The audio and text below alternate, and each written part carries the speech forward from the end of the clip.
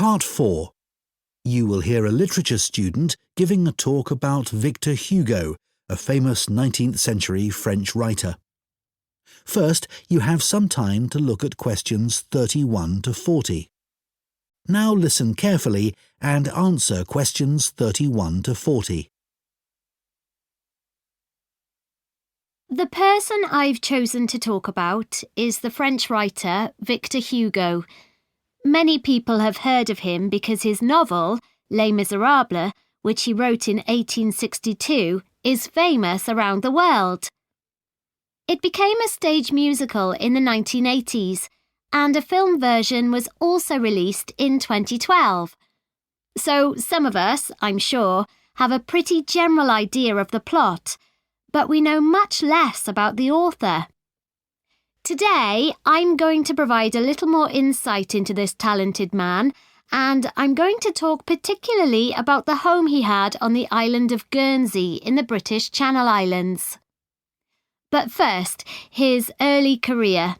As I've said, he was a writer. He was at the height of his career in Paris, and he was very highly regarded by his colleagues. As far as literature was concerned, he was the leading figure of the Romantic movement.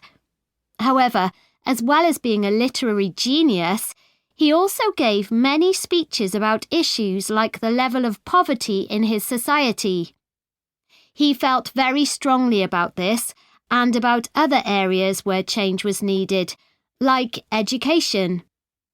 This kind of outspoken criticism was not well liked by the rulers of France, and eventually the Emperor, Napoleon III, told Victor Hugo to leave Paris and not return.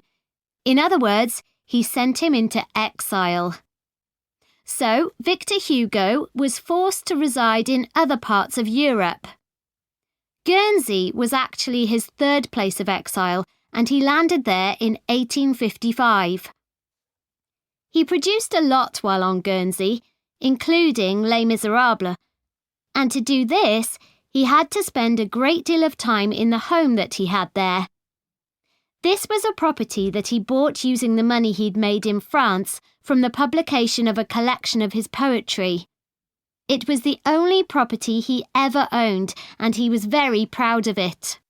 The property Victor Hugo bought on Guernsey was a large 5-storey house in the capital town of St. Peter Port, and he lived there for 15 years, returning to France in 1870 when Napoleon's empire collapsed.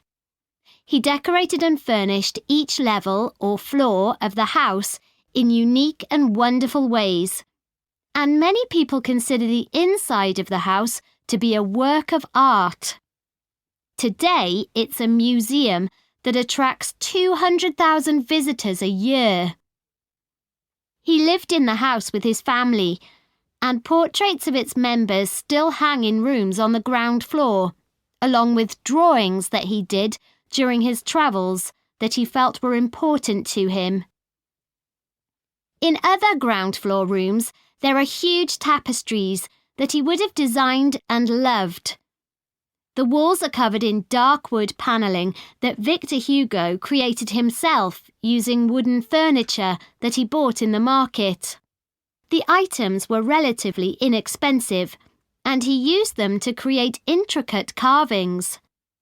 They gave an atmosphere on the lower level that was shadowy and rather solemn. On the next level of the house, there are 2 impressive lounges where he entertained his guests. One lounge has entirely red furnishings, such as sofas and wall coverings, and the other blue. There's a strong Chinese influence in these areas in things like the wallpaper pattern and the lamps, which he would have made himself by copying original versions. His library, where he left many of his favourite books, forms the hallway to the 3rd floor and was a comfortable area where he could relax and enjoy his afternoons. And then, at the very top of the house, there's a room called the Lookout. Called that because it looks out over the harbour. In contrast to the rather dark lower levels, It's full of light and was like a glass office where he would write until lunchtime, often at his desk.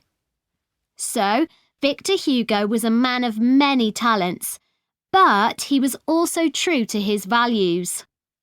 While living in his house on Guernsey, he entertained many other famous writers, but he also invited a large group of local children from the deprived areas of the island to dinner once a week.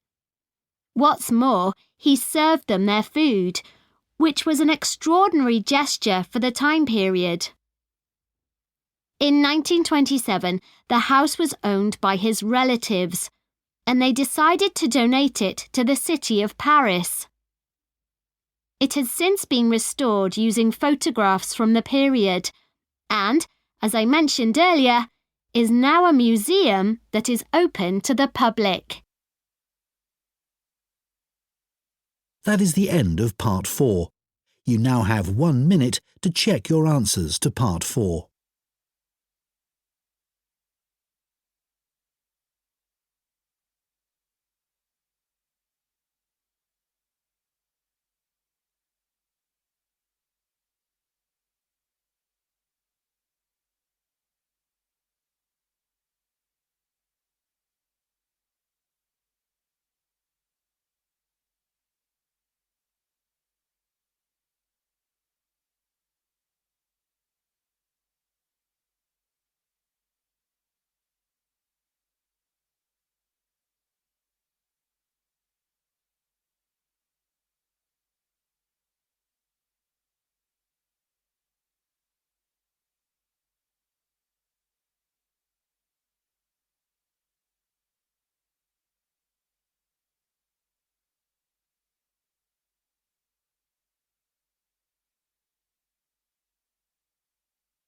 That is the end of the listening test. In the IELTS test, you would now have 10 minutes to transfer your answers to the listening answer sheet.